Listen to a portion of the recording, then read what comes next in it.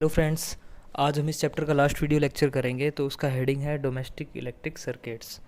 तो domestic electric circuit का मतलब जो हम घरों के अंदर इलेक्ट्रिकल सर्किट यूज़ कर रहे हैं उसके एप्लीकेशंस देखेंगे हम। ठीक है, वो किस तरह से यूज कर रहे हैं और वहाँ पे कौन कौन से अदर डिवाइसेस जैसे स्विचेस वगैरह या जो अपने सॉकेट्स वगैरह यूज़ करते हैं। ठीक है, फ्यूजेस यूज़ करते हैं, वायर्स के बारे में पढ़ेंगे, अर्थिंग के बारे में पढ़ेंगे। तो काफ़ी इंटरेस्टिंग टॉपिक है ये डोमेस्टिक इलेक्ट्रिक सर्किट्स। तो वीडियो को मैं होप करता हूँ कि सारे लोग इस वीडियो को कंप्लीट देखेंगे और काफ़ी सारी चीज़ें सीखने को मिलेगी आपको इस वीडियो से। तो ये लेक्चर स्टार्ट करने से पहले हम जो लास्ट लेक्चर है उनके दो तीन छोटे छोटे क्वेश्चंस देख लेते हैं। काफ़ी सिंपल क्वेश्चंस, कंसेप्चुअल क्वेश्चन, ताकि वो भी चीज़ें हमारे दिमाग में रहे। तो आपको करना क्या है, मैं आपको क्वेश्चन दूंगा। ठीक है, सबसे पहले आपको वीडियो को पॉज करना है, उसको सोल्व करना है और उसके बाद मैं आपको सॉल्यूशन बताता रहूँगा हैंड टू हैंड। ठीक है, तो काफ़ी इजी क्वेश्चन है। तो पहला क्वेश्चन कुछ इस तरह से है कि हमारे पास एक बार मैग्नेट है नॉर्थ साउथ पोल का। तो मैं उसको मिडल से ब्रेक कर देता हूँ। ठीक है, तो इस तरह से वो दो पार्ट्स में ब्रेक हो गया। तो अब आपको बताना है कि बार मैग्नेट्स बनेंगे या इसमें मैग्नेटिज्म ख़त्म हो जाएगा या फिर ये दो बार मैग्नेट्स में कन्वर्ट हो जाएगा, क्या होगा आप बताइए। उसको सोल्व करो।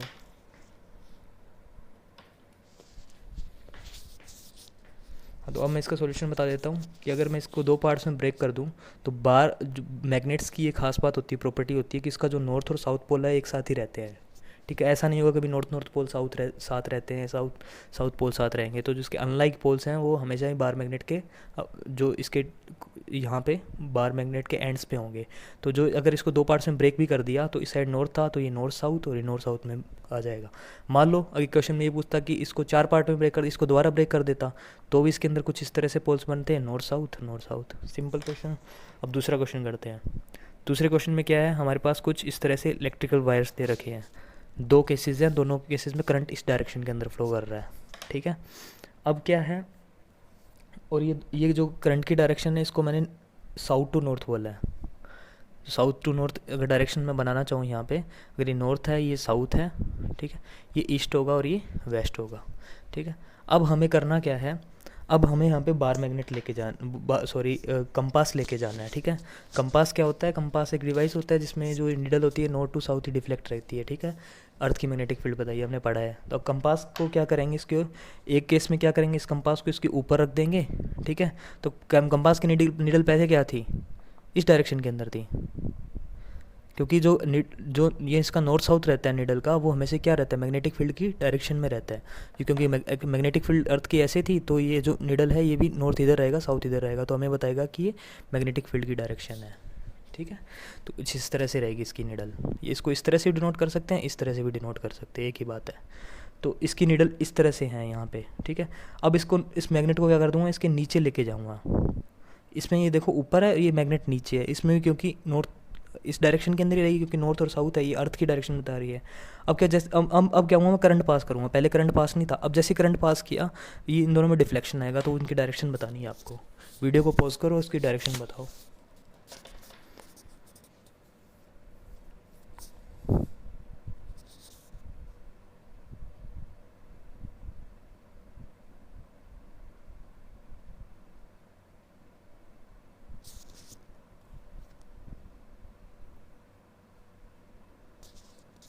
तो इसका सॉल्यूशन बता देता हूँ मैं कि देखो हमें इसके अंदर, क्योंकि एक करंट कैरिंग वायर है, तो करंट कैरिंग वायर के अंदर हमें क्या लगाना है, राइट हैंड थंब रूल लगाना है। ठीक है, मैग्नेटिक फील्ड निकालने के लिए। तो हमारे थंब की डायरेक्शन करंट होगी, तो मैग्नेटिक फील्ड की डायरेक्शन क्या होगी, हमारी फिंगर्स देगी। ठीक है, तो अगर मैं इसके यहाँ पे अगर वायर रखूँ कुछ इस तरह से, जैसे मेरा जो पेन है वो वायर है, तो अब देखोगे कि जो हमारी फिंगर कर्ल कर रही है, पेन के ऊपर की साइड क्या हो रही है, वो हमारी इस डायरेक्शन में जा रही है, और पेन के नीचे की डायरेक्शन में फिंगर्स कैसी है, वो ऐसी है। ठीक है, तो मतलब इस वायर की ऊपर की साइड कुछ मैग्नेटिक फील्ड ऐसी बनेगी, ऊपर की साइड कुछ इस तरह से होगी। तो ऊपर की साइड यहाँ पे अपना जो ये कंपास पड़ा है, तो इसमें मैग्नेटिक फील्ड इस डायरेक्शन के अंदर है, और इसमें मैग्नेटिक फील्ड क्योंकि ये नीचे पड़ा है तो नीचे की साइड मैग्नेटिक फील्ड इस डायरेक्शन में है। तो मैग्नेटिक फील्ड की डायरेक्शन के अंदर ये कंपास नीडल डिफ्लेक्ट करती है। तो अब इसमें मैग्नेटिक फील्ड की डायरेक्शन ये है, तो इसका मतलब कंपास नीडल इस साइड डिफ्लेक्ट करेगी, और इसमें मैग्नेटिक फील्ड डायरेक्शन नीचे की साइड ये है, तो कंपास नीचे है तो नीचे इस साइड डिफ्लेक्ट करेगा। तो हमें मैग्नेटिक फील्ड की direction right hand thumb rule से निकालनी है, और थंब किसका होना चाहिए, राइट हैंड का। ठीक है, अच्छा, ये तो स्ट्रेट कंडक्टर था जब हमने मैग्नेटिक फील्ड निकाली। अब मान लो सर्कुलर कंडक्टर हो कोई, मतलब जैसे कोयल हो या सोलेनोइड हो, तो उसमें मान लो इस तरह से करंट फ्लो कर रहा है एंटी क्लॉकवाइज, तो हमें बताना है मैग्नेटिक फील्ड की डायरेक्शन क्या होगी। बस राइट हैंड थंब रूल लगाना है। जैसे राइट हैंड थंब रूल में हमने क्या किया था, थंब को क्या लिया था, करंट लिया था, और फिंगर्स को बी लिया था, मैग्नेटिक फील्ड लिया था। अब इसको अपोज कर दो कोइल्स के केस में। कोइल्स के केस में इन्वर्स थंब रूल लगाते हैं। तो इसके अंदर अगर मान लो कि ये करंट है ना, इसकी करंट की सर्कुलर डायरेक्शन है, तो अब थंब को करंट नहीं, अब फिंगर्स को करंट दे दो और मैग्नेटिक फील्ड दे दो थंब को। तो अगर फिंगर्स को अगर हम करंट देंगे तो मैग्नेटिक फील्ड डायरेक्शन ऊपर की साइड होगी, मतलब ऊपर की साइड नॉर्थ पोल बनेगा। और ये हमने पिछले चैप्टर में देखा भी था शायद, ठीक है। अब क्या है, हम तीसरा क्वेश्चन देखते हैं। तीसरे क्वेश्चन में क्या है, आपको मैं कुछ एक वायर देता हूँ इस डायरेक्शन के अंदर, एक वायर हमारे करंट की डायरेक्शन ये है, ठीक है। एक ये मैंने कोयल दे दी, कोयल की करंट की डायरेक्शन ये है मेरी, ठीक है। कुछ ये प्लेन है मेरा, इस तरह से प्लेन है, प्लेन के अंदर ये कोयल पड़ी है, उसमें ये डायरेक्शन दे रखी मैंने। और एक मैंने क्या कर दी, ये आयरन कोर है, उसके ऊपर कुछ इस तरह से सोलेनोइड है, ठीक है। सोलेनोइड की वायर है इस तरह से। तो ये नीचे से घूम के ऊपर की साइड आया है, ठीक है। और फिर यहाँ से ये वायर गया है, और ये इस तरह नीचे से इसकी साइड मैच है, कुछ इस तरह से है, ठीक है। इस तरह से घूमता हुआ ये यहाँ से लेके इस तरह से सर्किट बना इसका, ठीक है। और यहाँ से मैंने करंट फ्लो पॉजिटिव नेगेटिव कुछ इस तरह से दिया, ठीक है। अब हमें बताना है इसके अंदर मैग्नेटिक फील्ड्स बतानी है, मैग्नेटिक फील्ड्स किस तरह से बनेगी सब के अंदर। वीडियो को पॉज करो और अब तीनों के कॉरस्पॉन्डिंग मैग्नेटिक फील्ड बताओ।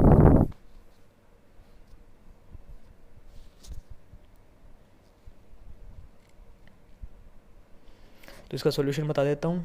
सेम इसे जैसे वायर है, करंट की डायरेक्शन ये है, तो राइट हैंड थंब रूल, तो मैग्नेटिक फील्ड की डायरेक्शन क्या होगी, कुछ इस तरह से होगी, है ना। अच्छा, इसमें नीचे की साइड है तो मैग्नेटिक फील्ड की डायरेक्शन कुछ इस तरह से होगी, सर्कुलर, ठीक है। अच्छा, इसके अंदर कुछ इस तरह से फ्लो कर रहा है, तो मैंने बताया था अगर ये कोयल के अंदर करंट फ्लो कर रहा हो तो भी ऐसी राइट हैंड थंब रूल लगाओ, लेकिन उसकी अब क्या करो, जो फिंगर्स की डायरेक्शन है वो करंट में दे दो, और जो थंब की डायरेक्शन है वो मैग्नेटिक फील्ड में हो जाएगी। तो इसको इस तरह से घुमाओगे तो थंब की डायरेक्शन में मैग्नेटिक फील्ड आएगा, तो नेट मैग्नेटिक फील्ड कुछ इस तरह से आएगा हमारा, ठीक है। यहाँ से मैग्नेटिक फील्ड आ गया। लेकिन फील्ड लाइंस अपने को पता है क्या होती है, इस क्योंकि ये स्ट्रेट कंडक्टर की तरह भी है, ये स्ट्रेट कंडक्टर भी है, तो इंडिविजुअल कंडक्टर पे अगर हम राइट हैंड थंब रूल ये वाला पार्ट लगाएं तो भी हम मैग्नेटिक फील्ड निकाल सकते हैं। तो यहाँ पे तो सर्कुलर होगी, लेकिन वो मिडल में जाके क्या हो जाएगी, क्योंकि मैंने बताया था जो सर्कुलर इसको सोल्व भी करवाया था मैंने, कि अगर जो जैसे जैसे अपने इस वायर से दूर जाएंगे तो ये सर्कुलर क्या होगा, एक स्ट्रेट लाइन की फॉर्म ले लेगा, इसलिए वो सेंटर में स्ट्रेट इस तरह से आती है। तो इसमें कुछ इस तरह से मैग्नेटिक फील्ड बनेगी और सेंटर में जाके कुछ इस तरह से हो जाएगा, ठीक है। तो इस तरह से बनेगा हमारा मैग्नेटिक फील्ड। अच्छा, इसके केस में क्या बनेगा, इसमें करंट फ्लो किस तरह से कर रहा है, इस तरह इस डायरेक्शन में कर रहा है, देखो इस तरह से, और होता हुआ वापस इस डायरेक्शन में आ जाएगा, ठीक है। तो अब देखेंगे कि यहाँ जो कोयल है, इस साइड जो कोयल है उसको चेक करेंगे। इस साइड जो कोयल है उसमें करंट इस तरह से आ रहा है, ठीक है। तो इसमें करंट कुछ इस तरह से आ रहा है, तो इस तरह से आ रहा है हमारी साइड में, तो करंट की डायरेक्शन ये है, ठीक है। कोयल वाला केस करंट की डायरेक्शन ये है, तो मैग्नेटिक फील्ड की डायरेक्शन फिंगर की थंब की डायरेक्शन, मैग्नेटिक फील्ड इस डायरेक्शन में बनेगा। तो जो मैग्नेटिक फील्ड का जो, और ये तो डायरेक्शन हो जाएगा इस साइड, ठीक है, नॉर्थ टू साउथ, ये मैग्नेटिक फील्ड का डायरेक्शन हो जाएगा इस तरह से, ठीक है। सॉरी, गलत बना दिया। अगर इस तरह से मैग्नेटिक फील्ड है तो यहाँ पे क्या बनेगा, नॉर्थ, यहाँ पे बनेगा साउथ, ठीक है। तो इस तरह से हमारा मैग्नेटिक फील्ड का डायरेक्शन बना। अब क्या करेगा, लेकिन जो ये तो सेंटर के अंदर बना है, लेकिन कंप्लीट ये क्या करेगा, एक बार मैग्नेट की तरह काम करेगा। जैसे इसका नॉर्थ पोल है, साउथ पोल है, तो बार मैग्नेटिक फील्ड कुछ इस तरह से बनता है ना। पास के अंदर क्या होती है, क्लोज होती है लाइंस। क्लोज क्यों होती है, क्योंकि मैग्नेटिक फील्ड स्ट्रेंथ ज़्यादा होती है। तो इसके अंदर भी सेम इसी तरह से लाइंस बनेगी, ठीक है। तो इसके अंदर किस तरह से बनेगी ये दिखा दी हमने, इसमें कुछ इस तरह से, ठीक है। तो चारों के अंदर अपने क्या लगाना है, राइट हैंड थंब रूल ही लगाना है, क्योंकि करंट कैरिंग कंडक्टर से मैग्नेटिक फील्ड निकालना है। चौथा पार्ट देखो, इलेक्ट्रोमैग्नेटिक इंडक्शन पे है इसकी इक्वेशन। तो इस तरह से देख रहे हो ना, क्वेश्चंस अपने सारे कवर हो रहे हैं चैप्टर के। तो चौथा पार्ट के अंदर हमें क्या करना है, चौथे पार्ट में हमें कुछ इस तरह से हमारी एक रिंग दे रखी है, ठीक है। ये थ्रेड है, ये ध्यान रखना, ये थ्रेड है, अब मैं रिंग बनाता हूँ इससे, ठीक है। ये हमारी कुछ रिंग दे रखी है इसके अंदर, ठीक है। अब मेरे को करना क्या है, एक बार मैग्नेट लेना है, उसका नॉर्थ पोल और साउथ पोल, और बार मैग्नेट को इसकी रिंग की साइड लेके जाना है। मतलब जैसे ये रिंग है ना, ठीक है, तो जैसे ये रिंग है तो रिंग के बिल्कुल, अगर मान लो ये हमारा रिंग है, तो रिंग के बिल्कुल इस तरह से बार मैग्नेट लेके जाना है, ठीक है। तो अब जब बार मैग्नेट लेके जाएंगे रिंग की साइड में, तो रिंग के अंदर क्या होगा, करंट इंड्यूस होगा। हमें उस करंट की डायरेक्शन बतानी है। लेकिन मैं अगर इसके अंदर 3 केस बना के देता हूँ, तीनों के कॉरस्पॉन्डिंग बताओगे आप। जैसे 3 रिंग्स हैं हमारी, ठीक है। इसमें कुछ नॉर्थ पोल इसके पास लेके गया, दूसरे केस में साउथ पोल इसके पास लेके गया, और तीसरे केस में नॉर्थ ही है पास में लेकिन इसको यहाँ से दूर लेके गया, ठीक है। तीनों केस मैंने इलेक्ट्रो EMI वाले टॉपिक में मैंने पढ़ाए हैं तीनों केस। तो अब तीनों के कॉरस्पॉन्डिंग मेरे को जो इसके अंदर रिंग्स के अंदर जो करंट आएगा उसकी डायरेक्शन बताओ। वीडियो को पॉज करो और मेरे को बताओ।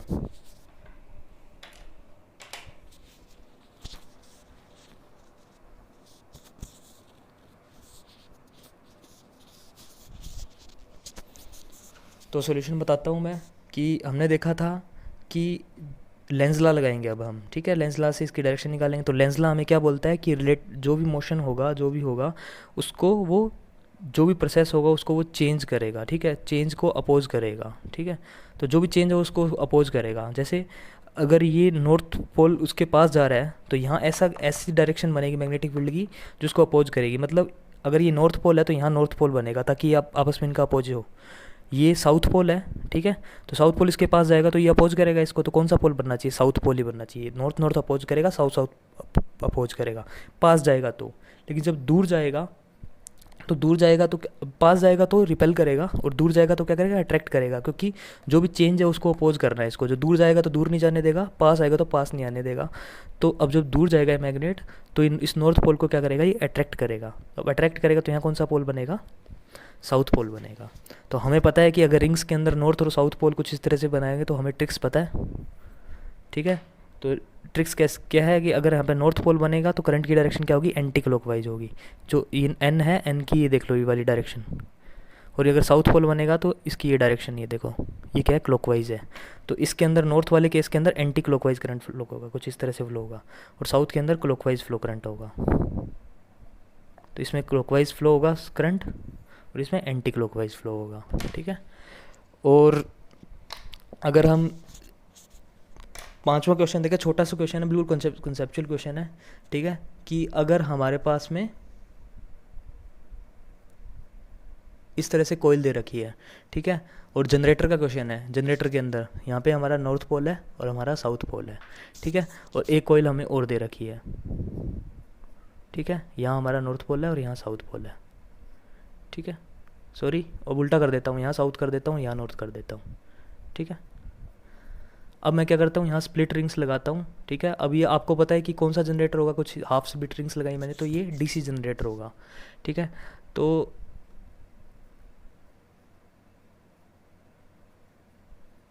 इस तरह से होगा, ठीक है। अब मैं क्या करता हूँ, दोनों को क्या करता हूँ, क्लॉकवाइज रोटेट करता हूँ इस तरह से, ठीक है। यहाँ नॉर्थ है, यहाँ साउथ है, यहाँ साउथ है, नॉर्थ है। तो आपको इसके अंदर सर्किट में करंट की डायरेक्शंस बतानी है, ठीक है। इस सर्किट के अंदर करंट की डायरेक्शन क्या होगी वो बतानी है आपको। वीडियो को पॉज करो और अब बताओ इसको। तो इसका सॉल्यूशन देख लेते हैं कि बस वो इसके अंदर हमें राइट हैंड रूल लगाना है, ठीक है। कि इलेक्ट्रोमैग्नेटिक इंडक्शन है तो राइट हैंड रूल लगाएंगे, राइट हैंड रूल लगाएंगे इस कंडक्टर के ऊपर, ठीक है। तो क्योंकि ये ऊपर की साइड जा रहा है, नीचे की साइड क्लॉकवाइज घूम रहा है, तो ऊपर की साइड जा रहा है और इसमें मैग्नेटिक फील्ड की डायरेक्शन ये है, नॉर्थ टू साउथ, ठीक है। तो FBI फोर्स ऊपर की साइड है, मैग्नेटिक फील्ड डायरेक्शन इसमें है, तो करंट क्या होगा, इस साइड डायरेक्शन में। तो करंट इसके अंदर इधर होगा, इधर होगा, और इसके अंदर चेक करेंगे तो इधर आएगा। तो कुछ इसके अंदर करंट सर्किट में इस तरह से फ्लो होगा, ठीक है। सिमिलरली अब हमने क्या किया, साउथ नॉर्थ कर दिया, तो जो चीज़ें थी उसका केस ही चेंज हो जाएगा, उल्टा हो जाएगा बिल्कुल। तो इसमें करंट कुछ इस तरह से फ्लो हो जाएगा। बाकी राइट हैंड रूल लगा भी सकते हो इस पर, तो इसमें जो करंट की डायरेक्शन आएगी वो ये आएगी, ठीक है। तो इस तरह से हमारा बिल्कुल सिंपल क्वेश्चन थे वो हो गए हमारा, ठीक है। इसके बाद हम डोमेस्टिक इलेक्ट्रिक सर्किट्स है वो स्टार्ट करते हैं चैप्टर। डोमेस्टिक इलेक्ट्रिक सर्किट है उसके अंदर हम जो घरों के अंदर हम किस तरह से सर्किट को यूज़ करते हैं वो चीज़ें सब देखेंगे, इसके एक कंपोनेंट्स के बारे में स्टडी करेंगे। तो जो हम इलेक्ट्रिसिटी बोर्ड से, जो इंडिया के अंदर इलेक्ट्रिसिटी बोर्ड है उसके अंदर आप वैल्यूज़ को ध्यान रखना। जो इलेक्ट्रिसिटी बोर्ड है हमारा वो हमें जो प्रोवाइड करता है वो हमें कितनी फ्रिक्वेंसी की जो इलेक्ट्रिकल एनर्जी है, जो इलेक्ट्रिसिटी वो प्रोवाइड करता है, वो हमें 50 हर्ट्ज़ की फ्रिक्वेंसी की इलेक्ट्रिसिटी प्रोवाइड करता है, ठीक है। और अगर हम वोल्टेज की बात करें, हमें 220 वोल्ट की हमें इलेक्ट्रिसिटी प्रोवाइड करता है। मतलब इनका जो पोटेंशियल डिफरेंस है वो 220 वोल्ट होगा, वो फ्रिक्वेंसी होगी 50 हर्ट्ज़। अच्छा, फ्रिक्वेंसी का मतलब क्या होता है? फ्रिक्वेंसी का मतलब होता है 1 सेकंड के अंदर वो कितनी वेव्स जनरेट कर रहा है, क्योंकि एसी करंट प्रोवाइड करता है हमें इलेक्ट्रिसिटी, जो हम घरों के अंदर यूज़ करते हैं एसी करंट यूज़ करते हैं। तो 1 सेकंड के अंदर वो क्या होगा, 50 बार अपना क्या करेगा, इस तरह से वेव्स बनाएगा 50 टाइम्स, ठीक है। तो एक सेकंड के अंदर वो क्या होगी, जो वेव्स बनेगी एसी करंट की, वो 50 टाइम्स बनेगी वो 1 सेकंड में, ठीक है। तो 1 सेकंड में उसकी डायरेक्शन कितनी बार चेंज होगी, क्योंकि एक वेव के अंदर वो 2 बार डायरेक्शन चेंज कर रहा है, एक बार ये एक बार ये। तो अगर ऐसी 50 वेव बनेगी तो 100 बार डायरेक्शन चेंज करेगा। इसका मतलब एसी करंट है वो जो अपने घरों के अंदर यूज़ करते हैं, वो 1 सेकंड के अंदर अपनी डायरेक्शन को 100 टाइम्स चेंज करता है, ठीक है। सोच सकते हो कि वो कितना फास्ट वर्क कर रहा है, कितनी फास्ट वो अपनी डायरेक्शंस को चेंज कर रहा है। तो वो एसी करंट हम इलेक्ट्रिसिटी बोर्ड से लेते हैं। अच्छा, तो वो ये मैंने यहाँ पे वायरिंग सिस्टम दिखाया है कि जो हम घरों के अंदर वायरिंग सिस्टम यूज़ करते हैं वो किस तरह से होता है, ठीक है। एक एक कंपोनेंट्स के बारे में स्टडी करेंगे। तो हम जो मेनली सर्किट्स देखते हैं उसमें हम 3 टाइप के वायर्स यूज़ करते हैं, ठीक है। 3 टाइप ऑफ वायर्स। तो 3 टाइप ऑफ वायर्स कौन कौन से हैं इसके अंदर? वो हैं लाइव वायर्स, न्यूट्रल वायर्स और अर्थ वायर्स, ठीक है। मेनली हम इन दो को ही देखेंगे कि ये 2 वायर्स हैं वही हमें करंट प्रोवाइड कर देगा, लेकिन अर्थ वायर हमें सेफ्टी पर्पज़ के लिए होता है। जैसे हम 3 वायर्स देखा है इसके अंदर, ये अर्थ वायर है, ये लाइव वायर है, ये न्यूट्रल वायर है। लाइव वायर को मेनली हम रेड कलर से शो होता है, ठीक है। ये यूनिवर्सल कोडिंग है, इसकी कोडिंग वायर ऑफ वायर भी बोलते हैं। तो लाइव वायर को हम रेड कलर से शो करते हैं, न्यूट्रल वायर को हम जनरली ब्लैक या फिर ब्लू कलर्स के अंदर जो होता है वो होता है, और जो अर्थ वायर है वो जनरली ग्रीन कलर के अंदर या येलो कलर के अंदर होता है, ठीक है। तो जो लाइव वायर है वो रेड कलर के अंदर, ये ब्लैक ब्लू और ये ग्रीन येलो, 3 टाइप के अपने वायर्स यूज़ होते हैं सर्किट के अंदर, ठीक है।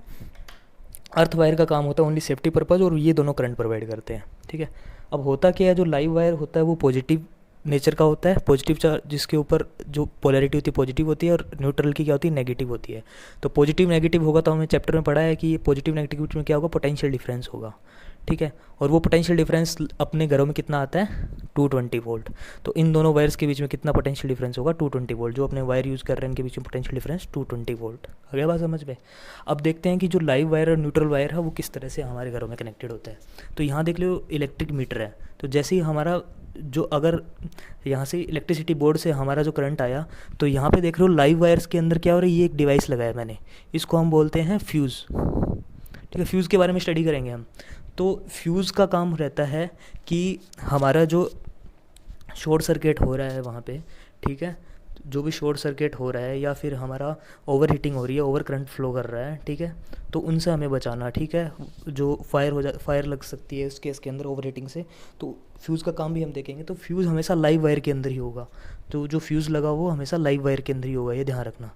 फ्यूज़ हमेशा ही सीरीज़ के अंदर लगा होगा, सीरीज़ के अंदर लगा होगा, ठीक है। और वो कुछ इस तरह से लगा हुआ है। अच्छा, अब भी लाइव वायर और न्यूट्रल वायर है। अब उसके बाद क्या हुआ, हमारा घर का इलेक्ट्रिक मीटर आ गया, जो जनरली पोल्स के ऊपर होता है। तो इलेक्ट्रिक मीटर के बाद में क्या हुआ, लाइव वायर और न्यूट्रल वायर निकले, क्योंकि ये हमें रीडिंग बताएगा कितना जो हमारा जो एनर्जी यहाँ पे कंज्यूम हुआ है, कितना वोल्ट, जो हमारा वोट्स हैं, पावर कितना कंज्यूम हुआ है वो हमें मीटर बताएगा, ठीक है।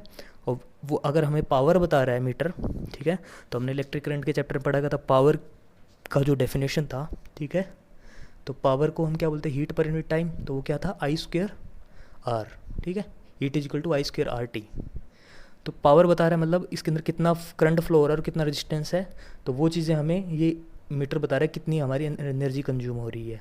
तो पावर एक प्रकार से एनर्जी कंजम्पशन को भी बता रहा है, तो इलेक्ट्रिक मीटर हमें एनर्जी कंजम्पशन को बता रहा है। उसके बाद में जो भी सर्किट है तो एनर्जी कंजम्पशन हमें इलेक्ट्रिक मीटर बता रहा है। अच्छा, इसके बाद में एक चीज़ देखोगे कि हमारा एक डिस्ट्रीब्यूशन बॉक्स है यहाँ पे, और डिस्ट्रीब्यूशन बॉक्स से पहले एक मेन स्विच है। अगर ये मेन स्विच ऑन होगा तभी हमारा कंप्लीट सर्किट बनेगा।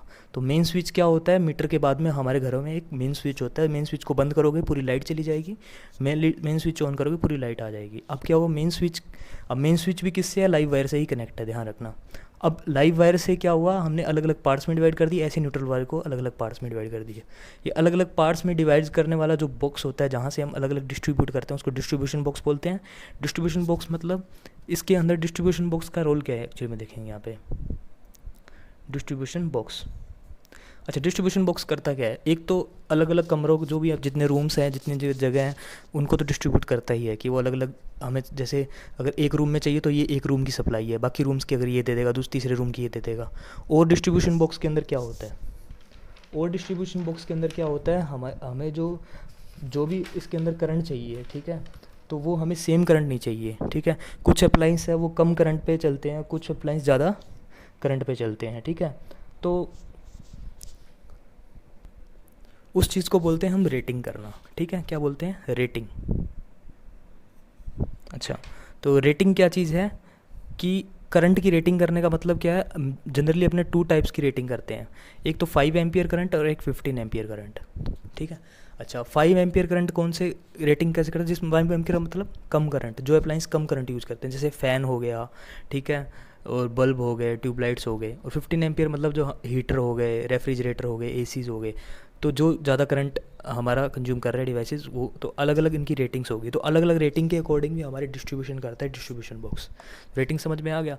क्योंकि डिवाइसेस पे रेटिंग लिखी भी होती है, मान लो किसी डिवाइस के ऊपर रेटिंग लिख रखी है 15 एम्पियर, तो इसका मतलब ये हुआ अगर 15 एम्पियर से ज़्यादा करंट आया तो वो अप्लाइंस क्या हो सकता है, उसके अंदर हीटिंग प्रॉब्लम, हीटिंग आएगा, हीटिंग इफेक्ट आएगा और वो फायर लगने का चांस है वहाँ पे, ठीक है।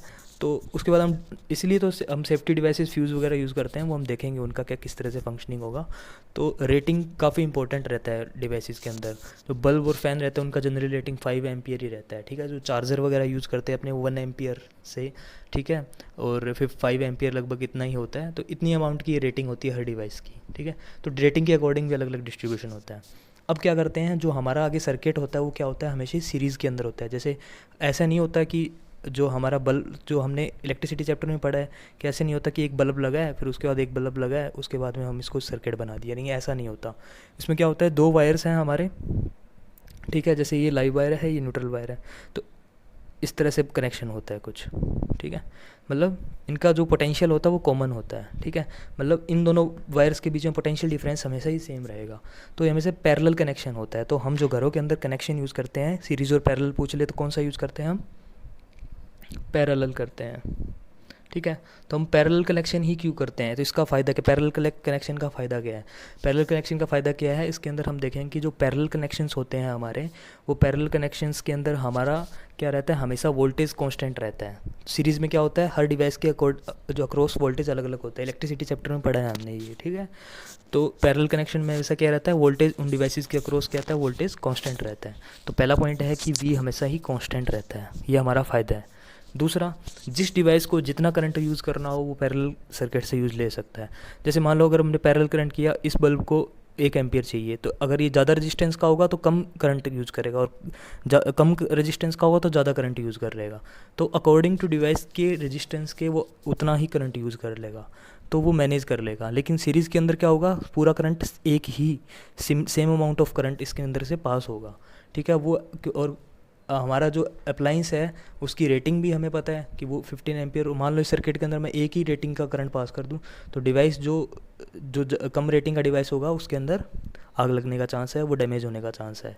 तो इसलिए क्या होता है, पैरेलल कनेक्शंस के अंदर क्या होता है, अलग अलग डिवाइस अपना इंडिपेंडेंट अपना यूज़ कर सकता है, ठीक है। तो इंडिपेंडेंट जो इसका होता है, इंडिपेंडेंट करंट, इंडिपेंडेंट जो करंट है या इंडिपेंडेंट रेटिंग है उसके अकॉर्डिंग पैरेलल सर्किट अपना सही है, बिल्कुल काम करता है, ठीक है। तो पैरेलल करंट सर्किट का यूज़ करने का हमारा यही लॉजिक है। तीसरा है कि अगर मान लो एक डिवाइस भी हमारा डिस्कनेक्ट हो गया, सीरीज़ के अंदर मान लो अगर ये डिवाइस डिस्कनेक्ट हो गया तो हमारा सर्किट ब्रेक हो जाता है, ठीक है। लेकिन पैरेलल में अगर मान लो एक डिवाइस हमारा डिस्कनेक्ट हो गया लेकिन फिर सर्किट फिर भी बना रहता है, तो इसलिए क्या होता है, जो अगर डिस्कनेक्शन है वो भी एक पॉइंट है, ठीक है। तो ये तीनों पॉइंट ध्यान रखने हैं कि पोटेंशियल कांस्टेंट रहता है हमेशा ही। दूसरा कि जो भी डिवाइस है वो अपने कंजप्शन के अकॉर्डिंग, अपनी रेटिंग के अकॉर्डिंग करंट ले लेता है। तीसरा कि अगर डिस्कनेक्शन का, अगर एक डिवाइस काम करना बंद किया तो ऐसा नहीं है कि पूरा सर्किट बंद क्लोज हो जाएगा, ऐसा नहीं होता पैरेलल में। लेकिन सीरीज़ में ऐसा हो जाता है, एक डिवाइस को बंद करो पूरी सर्किट फिनिश हो जाता है, ठीक है, क्लोज हो जाता, बंद हो जाता है पूरा सर्किट, काम करना बंद कर देता है। तो इसका मतलब हम पैरेलल को यूज़ करना है। तो यहाँ पे जो सर्किट्स यूज़ किया हमने, पैरेलल कॉम्बिनेशंस यूज़ किए हैं, ठीक है।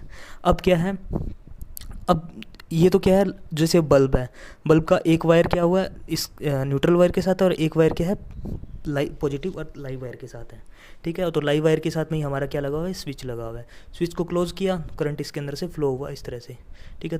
तो ये वाला जो पार्ट है वो पॉजिटिव है, ये पार्ट नेगेटिव है। तो पॉजिटिव नेगेटिव मतलब पोटेंशियल डिफरेंस आ गया 220 वोल्ट का। तो इसका मतलब ये काम करना स्टार्ट कर जाएगा, बल्ब ग्लो कर जाएगा। सिमिलरली ये हमारा सॉकेट है। सॉकेट का मतलब जिसके अंदर हम प्लग फिट करते हैं, ठीक है। तो सॉकेट के अंदर क्या रहता है, हमारे इस तरह से 3 होल्स रहते हैं। 3 होल्स में क्या होता है, एक तो लाइव वायर का होता है और एक न्यूट्रल वायर का होता है। और जो तीसरा होल रहता है वो किसके लिए होता है, हमारा अर्थ वायर के लिए होता है, ठीक है। तो तीसरा होल जो ये रहता है, इसलिए अर्थ का कनेक्शन कुछ अलग ही होता है, ठीक है। वो हम अर्थ के 5 to 10 मीटर के अंदर एक वायर पहुंचाते हैं ज़मीन के अंदर, वो उस वायर से कनेक्शन होता है हमारा। हर लगभग घरों के अंदर सेफ्टी पर्पज़ के लिए अर्थ वायरिंग होती है, ठीक है। तो तीसरा पॉइंट उसके लिए होता है। तो एक चीज़ कॉमन है इसके अंदर कि जो लाइव वायर्स है, सारे डिवाइस फ्यूज हो गया, चाहे मेन स्विच हो गया, चाहे नॉर्मल स्विच हो गया। ये नॉर्मल स्विच है, ये मेन स्विच है, ये फ्यूज़ है, और फ्यूज़ यहाँ भी लगे होते हैं। तो फ्यूज़ अपने डिवाइसेस पे भी लगे हो सकते हैं, डिस्ट्रीब्यूशन बॉक्स में भी लग सकते हैं, और इलेक्ट्रिसिटी बोर्ड में भी लगे हो सकते हैं। तो फ्यूज़ हमेशा ही और मेन स्विच हमेशा ही लाइव वायर के अंदर होंगे, लाइव वायर के ऊपर होंगे। और न्यूट्रल वायर का एक कॉमन कनेक्शन, न्यूट्रल का मतलब नेगेटिव और लाइव का मतलब पॉजिटिव। अर्थ एक कॉमन वायर होगा, ठीक है। घरों जो अपनी इलेक्ट्रिसिटी बोर्ड से 50 हर्ट्ज़ की आती है फ्रिक्वेंसी, और वोल्टेज 220 वोल्ट है। घरों में अपने पैरेलल कनेक्शंस यूज़ करते हैं क्योंकि उसके फ़ायदे हैं, पोटेंशियल कांस्टेंट रहता है, और जो अप्लायंस को जितना चाहिए करंट उतना वो उससे ले सकता है, और डिसकनेक्शन की प्रॉब्लम नहीं आती। रेटिंग डिवाइस की मैंने बता दी कि रेटिंग किस तरह से होती है। जैसे 5 एम्पियर की रेटिंग है तो 5 एम्पियर से ज़्यादा करंट पे वो क्या हो जाएगा, उसमें फॉल्ट आ जाएगा। अब हम जो इसके बाद में देखेंगे कि हम फ्यूज़ के बारे में पढ़ेंगे कि फ्यूज़ किस तरह से काम करते हैं, हमारे किस एप्लीकेशंस पे काम करते हैं, वो किस तरह से अपने अप्लायंसेस को बचा देते हैं वो। फिर अर्थिंग के बारे में पढ़ेंगे कि अर्थिंग क्या चीज़ है, तो अर्थिंग हमारे किस तरह से सेफ्टी पर्पज़ के लिए यूज़ होती है। कलर कोडिंग हमने पढ़ ही लिया, ठीक है। फिर रेटिंग के बारे में थोड़ा सा और देख लेंगे, ठीक है।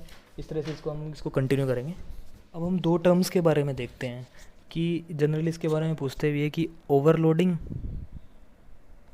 ठीक है, ओवरलोडिंग क्या चीज़ होता है और शॉर्ट सर्किट क्या होता है, ठीक है। ये दोनों टर्म्स के बारे में देखते हैं, ठीक है। तो ओवरलोडिंग क्या होता है, ओवरलोडिंग ये होता है कि अगर किसी इलेक्ट्रिकल वायर के अंदर हमारा लार्ज अमाउंट ऑफ करंट आ जाए, ठीक है, कि कोई वायर है उसके अंदर से large amount of current flow करे, तो इसके ऊपर जो भी डिवाइस लगा होगा, कोई भी डिवाइस है, चाहे बल्ब है, फ़ैन है, ठीक है, तो उसके अंदर क्या होगा, उसके अंदर रेजिस्टेंस भी होता है, डिवाइस के अंदर रेजिस्टेंस होता है, आर मान लेते हैं, करंट आई फ्लो कर रहा है, तो आई बहुत ज़्यादा हो गया, आई कैपिटल आई हो गया, मान लो आई से कैपिटल आई हो गया, और आई की वैल्यू काफ़ी ज़्यादा है कैपिटल आई की।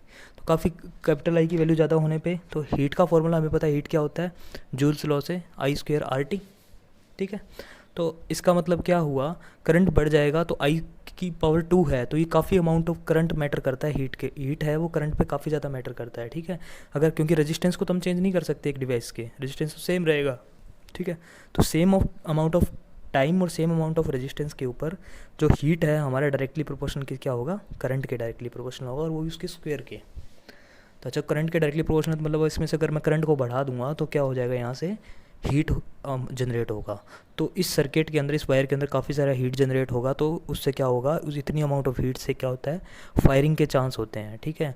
हीटिंग डिवाइस का काफ़ी ज़्यादा हीटअप हो जाना होता है और फायरिंग के चांस होते हैं, तो इस कंडीशन को बोलते हैं ओवरलोडिंग। एक वायर के ऊपर, एक डिवाइस के ऊपर काफ़ी ज़्यादा लोड आ जाता है, ठीक है, करंट का बहुत ज़्यादा अमाउंट हो जाता है, ठीक है।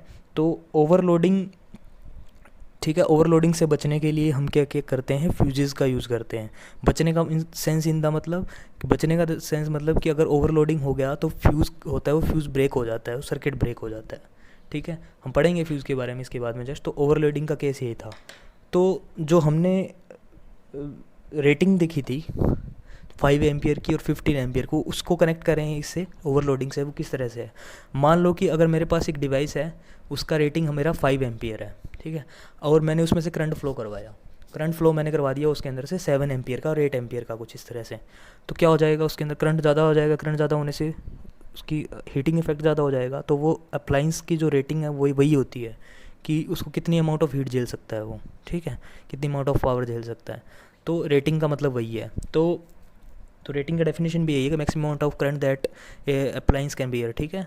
तो 5 एम्पियर नहीं, 7 एम्पियर नहीं झेल सकेगा, तो उसके अंदर क्या हो जाएगा, ओवरलोडिंग हो जाएगा, ठीक है। इसलिए तो हम घरों में क्या करते हैं, 5 एम्पियर और 15 एम्पियर की अलग अलग क्या करते हैं, डिस्ट्रीब्यूशन बनाते हैं। और 5 एम्पियर और 15 एम्पियर अलग अलग, क्योंकि करंट तो वायर तो सेम ही है, तो फिर अलग अलग डिस्ट्रीब्यूशन कैसे बना सकते हैं यहाँ पे हम 5 एम्पियर और 15 एम्पियर के अलग अलग जो रेटिंग्स है वो किस तरह से करते हैं, वो करते हैं हम वायर्स के साइज़ के कारण। जो जैसे वायर है, वायर हमारा सिलेंड्रिकल फॉर्म में होता है ना, तो यहाँ जो वायर्स यूज़ करेंगे हम सिलेंड्रिकल फॉर्म में, तो जैसे अगर हमें मान लो 5 एम्पियर का चाहिए तो पतला वायर यूज़ करेंगे, और 15 एम्पियर का चाहिए तो मोटा वायर थोड़ा सा, ठीक है।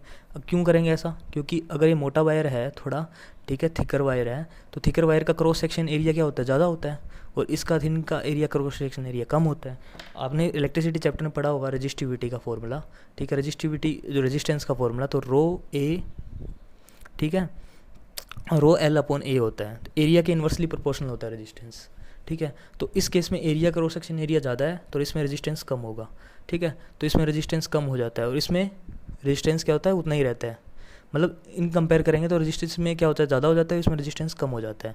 तो अब मान लो रेजिस्टेंस कम हो गया, रेजिस्टेंस ज़्यादा हो गया, ठीक है। तो अब क्या होगा, अमाउंट ऑफ करंट देख लो। अब किसी सर्किट के अंदर, किसी वायर के अंदर मैं same amount of voltage provide करता हूँ, जैसे इसमें वी अमाउंट ऑफ वोल्टेज दी, इसमें वी दी, ठीक है, और इसमें रेजिस्टेंस क्या कर दूँगा, मैं कम कर दूँगा, और इसमें रेजिस्टेंस ज़्यादा कर दूँगा, तो करंट किस में फ्लो कम ज़्यादा होगा, रेजिस्टेंस कम है तो करंट ज़्यादा होगा। V is equal to I R होता है ना, सेम अमाउंट ऑफ वोल्टेज के ऊपर I inversely proportional to R होता है, वी को कांस्टेंट रखेंगे। तो रेजिस्टेंस को क्या कर दिया मैंने, इस केस में कम कर दिया, रेजिस्टेंस कम कर दिया तो यहाँ पे क्या हो जाएगा, करंट बढ़ जाएगा, और यहाँ मैंने रेजिस्टेंस को क्या कर दिया, ज़्यादा कर दिया, तो करंट यहाँ क्या आ जाएगा, घट जाएगा। तो इसलिए रेटिंग उस हिसाब से होती है। यहाँ पे वायर को अपने मोटा करते ही क्या होते हैं, उसकी जो करंट पावर है, रेटिंग है, वो बढ़ जाती है, और वायर को पतला करने से उसकी जो करंट पावर है वो कम हो जाती है, रेटिंग कम हो जाती है। तो वायर के साइज़ पे भी रेटिंग अपने डिसाइड करते हैं, डिस्ट्रीब्यूशन बॉक्स में वही करते हैं। वायर का साइज़ को मोटा पतला करके हम उसकी रेटिंग चेंज कर देते हैं डिवाइसेस की। जिन डिवाइसेस को 15 एम्पियर का रेटिंग चाहिए उनको 15 एम्पियर की प्रोवाइड कर देते हैं, जिसको 5 एम्पियर का चाहिए उसको 5 एम्पियर की रेटिंग से उसको प्रोवाइड करते हैं, ठीक है।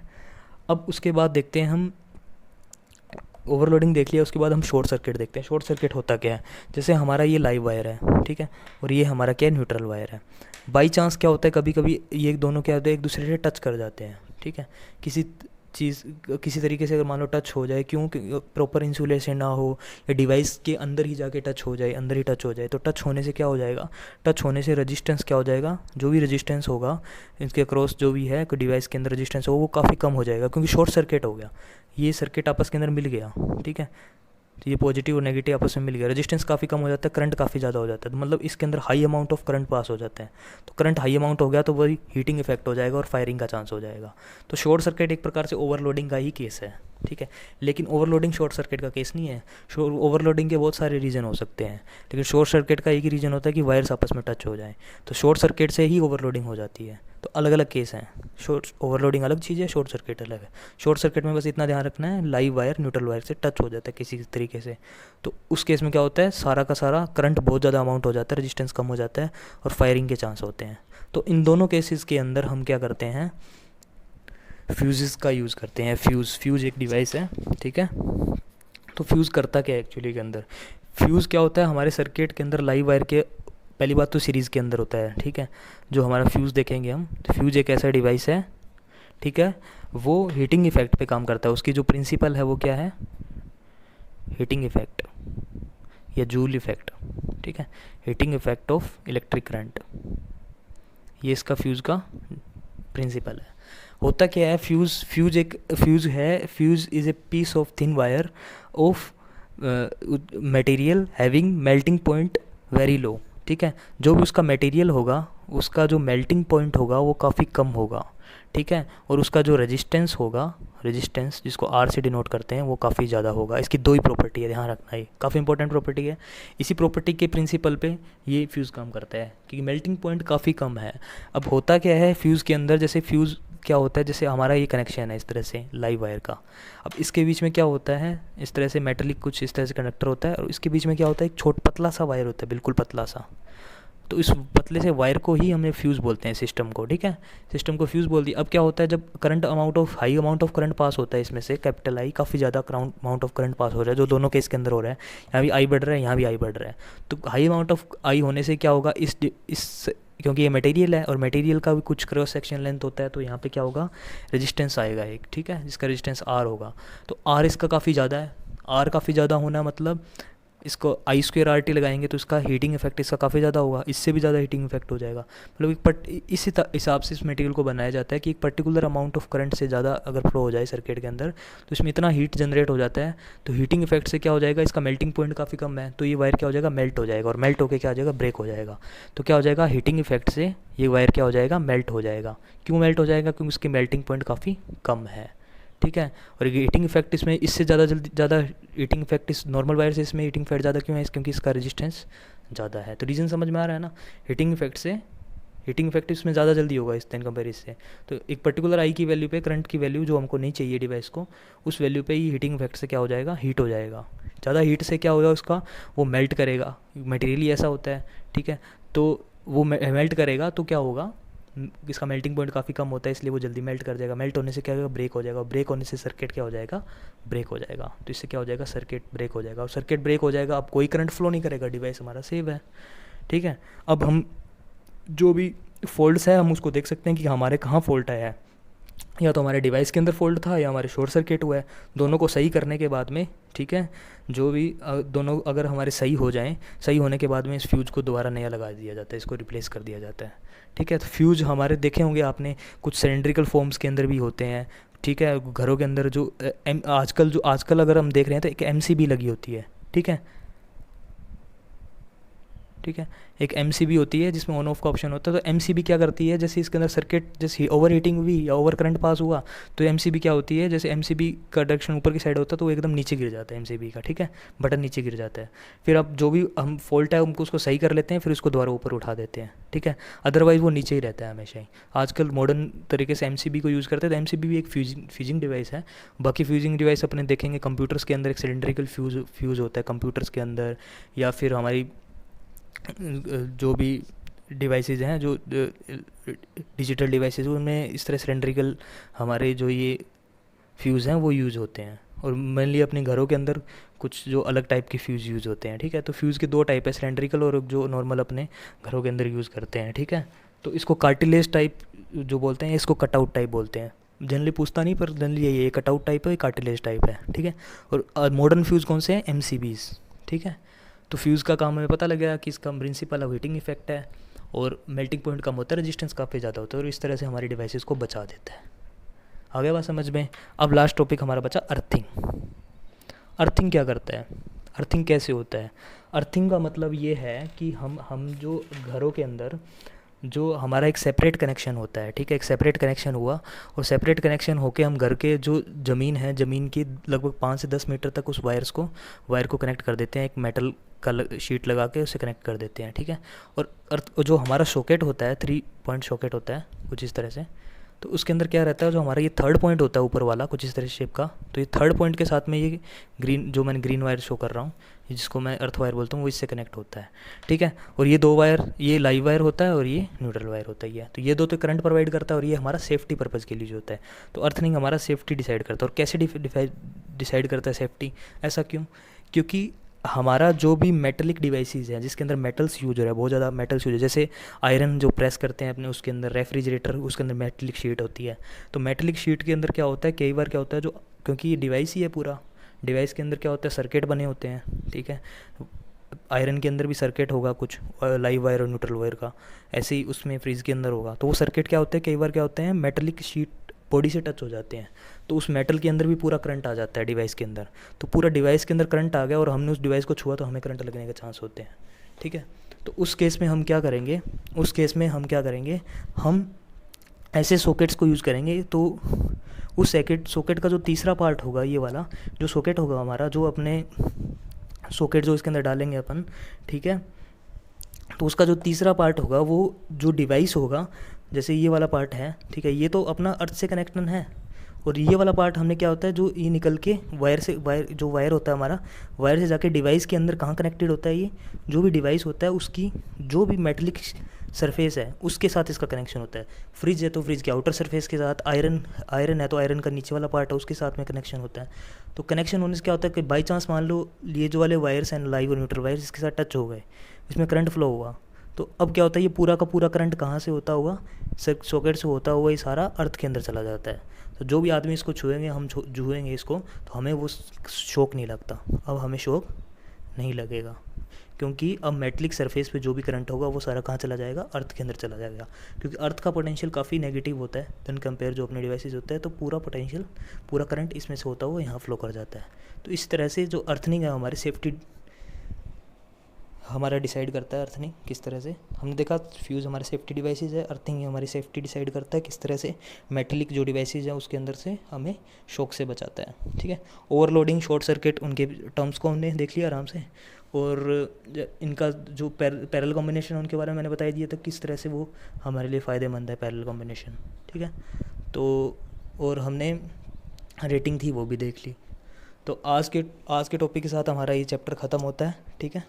तो हमने स्टार्टिंग से लेके आज तक, अब तक जो हमने स्टार्टिंग के अंदर मैग्नेटिक फील्ड्स देखे थे, किस तरह से जो इलेक्ट्रिक करंट का मैग्नेटिक इफेक्ट्स होता है, फिर हमने मैग्नेटिक फील्ड्स देखे, ठीक है। फिर हमने अलग अलग करंट कैरिंग कंडक्टर्स थे, उनसे मैग्नेटिक फील्ड किस तरह से जनरेट होता है, ठीक है। फिर हम मैग्नेटिक फील्ड के अंदर करंट कैरिंग कंडक्टर लेके तो उसके ऊपर फोर्स लगता था, और वो फोर्स किससे डिसाइड करते हैं हम, left hand, Fleming left hand rule से, है ना।